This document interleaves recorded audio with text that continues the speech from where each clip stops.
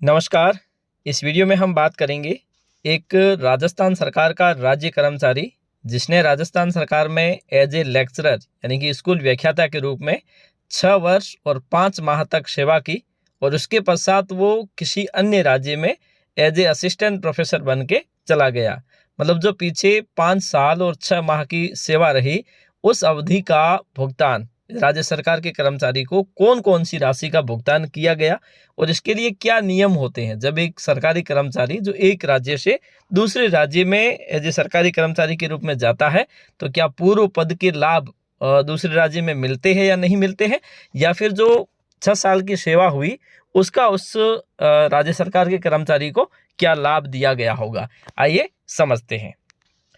हम ये देखते हैं कि एक राजस्थान सरकार का कर्मचारी जो एज ए लेक्चरर के रूप में 20 जून 2017 को नियुक्त हुआ था, ठीक है, और स्कूल व्याख्याता के रूप में स्कूल शिक्षा के अंतर्गत जब वो यहाँ से रिलीव हुआ यानी कि नवंबर 2023 में जब यहाँ से रिलीव होता है असिस्टेंट प्रोफेसर के लिए, तो उसका जो मूल वेतन है वो 51,400 रुपये है और असिस्टेंट प्रोफेसर का जो मूल वेतन होता है वो 57,700 रुपये होता है। उसने लगभग 6 साल और 5 माह की सेवा की और 23 नवंबर 2023 को यहाँ से वो कार्यमुक्त होकर चला गया। अब दरअसल जब एक सरकारी कर्मचारी एक स्टेट से दूसरी स्टेट में यानी कि एक स्टेट में एक सेवा में और उसके बाद में दूसरे स्टेट में जाएगा तो क्या वो कार्यमुक्त होकर जाएगा? अगर वो कार्यमुक्त होकर जाएगा तो कैसे होकर जाएगा? साधारण सा नियम ये है कि जब आप सेवा में रहते हैं तो किसी भी प्रकार की प्रतियोगी परीक्षा में बैठोगे तो उस दरमियान आपको संबंधित विभाग से एनओसी लेनी होती है एग्जाम के लिए, इंटरव्यू के लिए। और जब आप 2 स्टेप की एनओसी लेते हैं तो अंतिम चयन के पश्चात आपके जो नियुक्ति आदेश जारी होंगे उस दरमियान आपको एक विभाग, आप जिस विभाग में कार्यरत हैं वो आपको एक एनओसी देगा, मतलब कार्य मुक्ति या फिर कार्य मुक्ति से संबंधित अनुज्ञा प्रदान करेगा, ठीक है ना।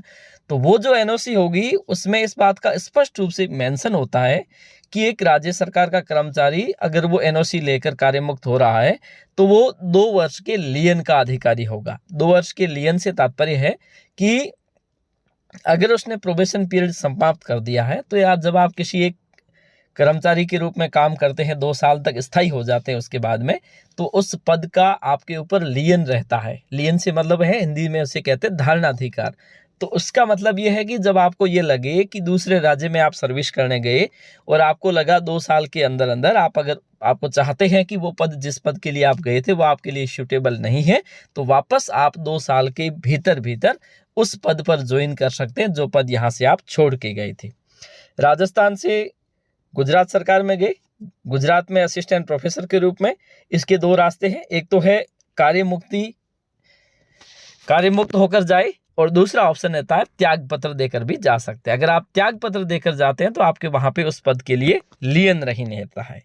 अब दरअसल 6 साल तक अगर कोई कर्मचारी रहा है तो पिछले मतलब प्रोबेशन के 2 साल निकाल दें तो उसके बाद में स्थायीकरण के पश्चात उसने एसआई की भी कटौती करवाई होगी, जीपीएफ की कटौती करवाई होगी, उसके खाते में कुछ मेडिकल लीव भी होंगी और इसके साथ साथ उसने पीएल यानी कि जो उपार्जित अवकाश है वो भी उसने अर्जित किए होंगे कुछ अवकाश। तो उसका क्या किया जाएगा?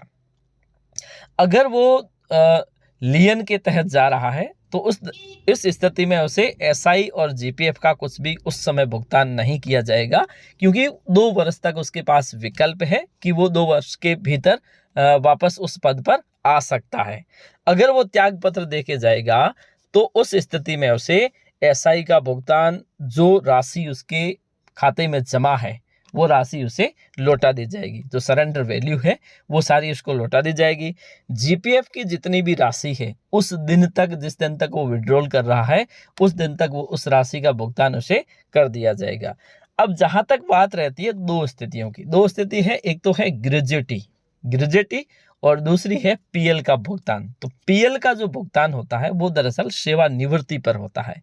तो यहाँ पर ये सेवानिवृत्ति है नहीं, ये दरअसल एक स्टेट से दूसरे स्टेट में गए हैं, वो सेवा अवधि उसकी पूर्ण नहीं हुई है, तो ऐसी स्थिति में तो सेवानिवृत्ति की जो न्यूनतम सेवा है वो है 10 वर्ष। तो 10 वर्ष इस कर्मचारी को हुए नहीं है, तो पीएल का भुगतान इस कर्मचारी को होगा नहीं, और ग्रेजुएटी का भुगतान भी यहाँ पर उसे नहीं किया जाएगा, क्योंकि ग्रेजुएटी है वो दरअसल सामान्य तौर पर तो 5 साल की सेवा के बाद ग्रेजुएटी का हकदार होता है, लेकिन इस स्थिति में ग्रेजुएटी का भुगतान नहीं किया जाएगा। ठीक है। अब उसके पास एक अच्छा ऑप्शन ये है कि 2 साल के पश्चात अगर उसे लगता है कि 2 साल के अंदर वो वापस आ गया, तो लियन के तहत उसे उसी पद पर, जिस पद को वो छोड़ के गया था, उस पद पर उसी बेसिक पर, जिस बेसिक को वो छोड़ के गया था, वापस उसका पेमेंट चालू हो जाएगा। अगर वो 2 साल के अंदर वापस नहीं आता है, तो 2 साल के पश्चात उसे एसआई का भुगतान कर दिया जाएगा। जीपीएफ का भुगतान जिस समय वो उठाएगा पैसे, उस समय तक का ब्याज सहित भुगतान कर दिया जाएगा। इस प्रकार से आप समझ सकते हैं कि एक राज्य सरकार का कर्मचारी जब दूसरे राज्य सरकार में इस प्रकार से पद को छोड़ के जाता है, तो उसे इस प्रकार से लाभ दिए जा सकते हैं। आज के लिए इतना ही। धन्यवाद।